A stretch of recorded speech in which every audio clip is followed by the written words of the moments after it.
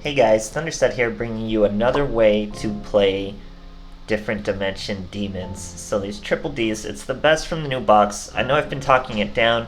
It's still pretty good. I just didn't want to give you guys the impression that it was the beat-all, end-all new top tier. It's definitely not that, but it's still pretty good. This deck was really good with the new way we're playing it with balance, and it just works out well because we can get away with just the 8 monster commitment and have many combos, almost guaranteeing some first turn plays with our spells, specifically Dark Contract with the Gate, because that is how you get whatever monster you need, whether you have a handful of monsters and you want your tuner, or you need your slime to start your combos.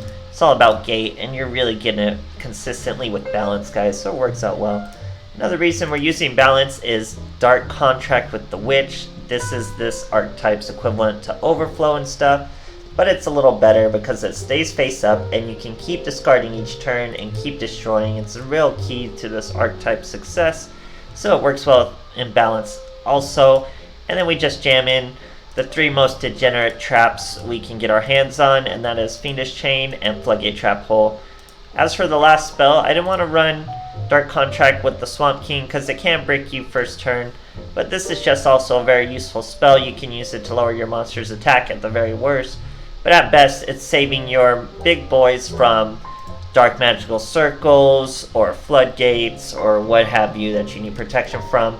Forbidden Lance does a great job, so we've snuck one in there with balance. It works out really well, guys, and you just swarm the board like crazy. We're using a traditional extra deck.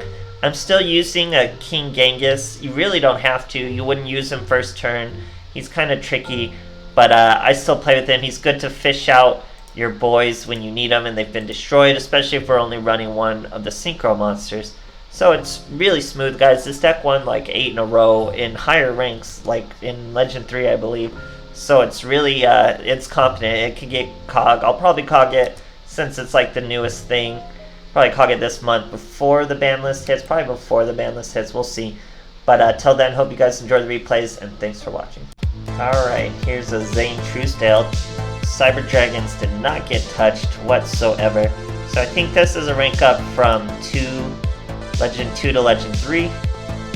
We're starting with Gate. Whenever you're starting with Gate, it's going to be a smooth duel. And you're starting with Gate pretty consistently, so a lot of your duels are smooth. And so we search our slime, start with slime. That makes our King Dark,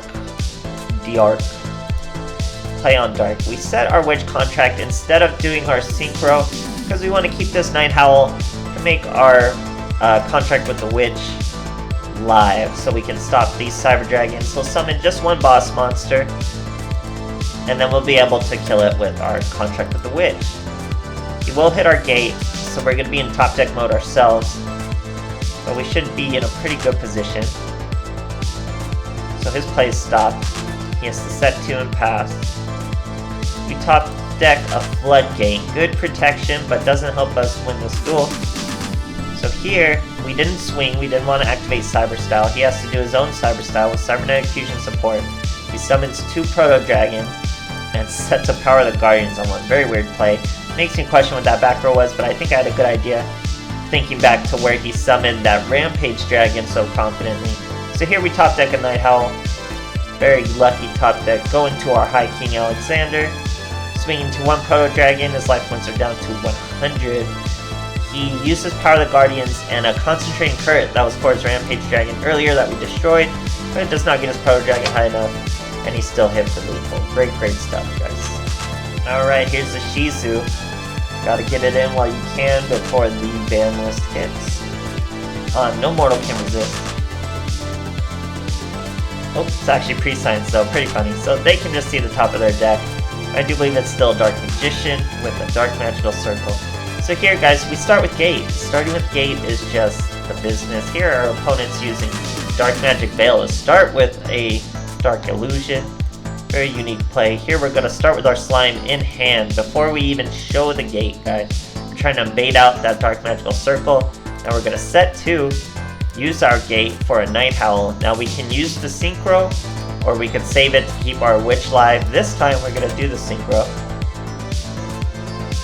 Now we can't banish the 2 of us. Go into the High King Alexander. We have a Fiendish Chain and our Witch. Our Witch isn't live, but it'll still provide us with attack. And somehow we needed it over a Dark Cavalry or something. Here, Dark Magical Circles banishes our High King Alexander. We destroy the Dark Illusion, and he's left with 2 Dark Magicians in top deck mode. Now we get to gate again, guys. Gate into a Night Howl. Total misclick. What I wanted to do was slime. It looked vaguely familiar, but now I am forced to slime out my Pendragon. Had I just searched slime, I could have got my Beowulf or something. Would have been a much better play. But here it's not bad because we still have our contract with the Witch live. So that's pretty good too. Here our opponent has a Chocolate Magician Girl. Had he tried to use his effect, I would have Fiendish Chained him. Now what we're going to do here, we don't have to waste the Night Howl. Now we properly search the slime. Slime can use the Night Howl to make another King Dark. And guess what? Our Witch is still alive, so we hit him. Throw away another copy of Witch. Swing for lethal with our big monsters. Great stuff, guys. Okay, here's Joey Wheeler. Now we're going for another rank up. This is from 3 to 4 now. So Steph is clapping, guys. Here our opponent's using Grit. So we gotta come by the old Grit. Shouldn't be too hard with just one face down monster. We get our Dark Contract with the gate, starting with Slime, and we have a Night Howl, and we have a Fiendish Chain. So we're just everything we could want. Start with Beowulf. He's the guy who provides the Pierce for all your monsters. Now, I choose to keep a Witch that's live with our Night Howl because we weren't going to get lethal through Grit.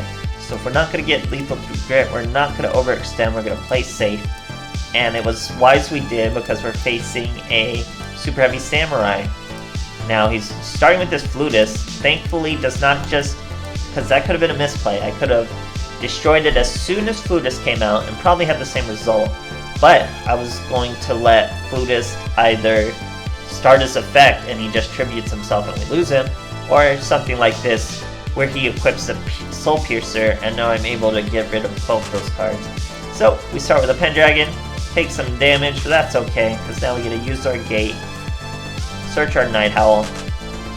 We're going to start with the High King Alexander,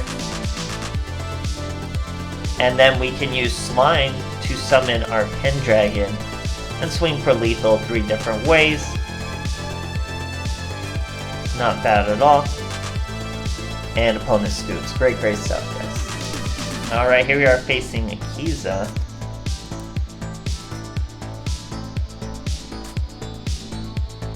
$25 cards, no sleeve or mat, only 5 cards in the extra deck. This guy is some old school Duel Links here. So we are going to just set our Forbidden Lance and our Floodgate Trap Hole. It's a rare brick for this hand. Very rare, but it does happen, so you're going to see us overcome it. Thanks to Floodgate, we get to Floodgate an Aromage monster and stop his combos dead in their tracks. Then we top deck our Pendragon, which is perfect for our Slime. We're going to get that Beowulf in there for some Pierce. Now we can use our contract with the Swamp King, banish those monsters, get our Dark so we don't take any damage. Now there's one instance of Pierce for 900, but he's going to gain 1,000 from Aroma Garden anyway. But we hit him with 3,000 for a King Beowulf. But wait till you see the comeback this guy makes. So he's going to use Aroma Gardening. Uses his Rose Whip.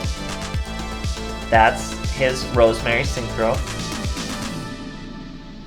Now Aroma Gardening gives him a heal when he special summons, which is going to trigger her effect. She hit King of the Swamp for some reason. So here we gain with Dark. He gets to special summon with Aroma Gardening because we're attacking. Now Rosemary, after the heal, gets to switch Beowulf to defense. This Rosemary gets to negate an effect, but we destroy her anyway with our Dark. Gains another 1,000 thanks to Aroma Garden. Now he normal summons a Kanaga. That gives him a heal from Aroma Gardening. That triggers his effect. Now he can return a monster and he's finally over us with 5,300. So he gets to switch an effect. Kanaga gets to return, but we're going to use our Forbidden Lands on the Rosemary. That way her attack is not very big, and she cannot get over our Beowulf. So now, we already have a Night Howl in hand. Beowulf's going to save us by destroying all that back row. Aroma Gardening's gone. It was just a Cosmic Cyclone, but we didn't know that. We had to get rid of that back row. So now, we can use normal summon the Night Howl. That special summons our Dart, which special summons the High King Alexander, and we just swing over both monsters, but he's gonna get 1,000 life points every time we destroy one, so he's up to 7,000 life points still, guys. Absolutely crazy. Here he gets another top deck Rose Whip, putting him right back in the duel. This time he's higher life points than me, so his Rosemary will get up to 3,000. And he's gonna Kamikaze into my King Beowulf. Very ballsy move, but with 8,500 life points, you don't really care. But he's gonna care in a moment because we top deck a Slime, which means we get to special summon our Oracle, which is gonna trigger High King Alexander. Special summon Beowulf right back out. That boy's swinging for 6k. We don't even need all 3 monsters to swing to get that lethal. Super long duel. Great stuff, guys. Alright, facing a Crowler. Going second. No extra deck. I believe it is a Metaphys. We won't really get to see, but I looked after as a Metaphys. So, once again, starting with Gate, we have Fiendish Chain and a Night Howl. Very good hand. Got even better with the Pendragon. So we get to just search another Pendragon and just fall out of our minds here. Start with the Swirl Slime. That's a Beowulf. Now we're going to normal summon the Night Howl. That's our High King Alexander. But first, we're going to use King Pendragon to destroy whatever that back row was. It was something to banish monsters, but imagine it was a Drowning Mirror Force or a Wall of D or a Treacherous. Well, Treacherous would have hit us still, but any other back row, we would have stopped it, guys, right before swinging for lethal. Great stuff. So yeah, this deck's definitely COG worthy. It's very strong. It'll be tier listed. It's just not going to be the top tier. Definitely worth investing in though. So just to be clear, because I was pretty negative about the archetype before, but it is a very strong archetype. Still worth it. I don't know what kind of future it has. You guys would know better than me. I bet it does have a pretty good future. We'll get more monsters like Dragon King Pendragon where they're actual triple D monsters. That would be pretty useful. But till then, this is what we got, and it's not bad, guys. So thanks for watching. I hope you enjoyed.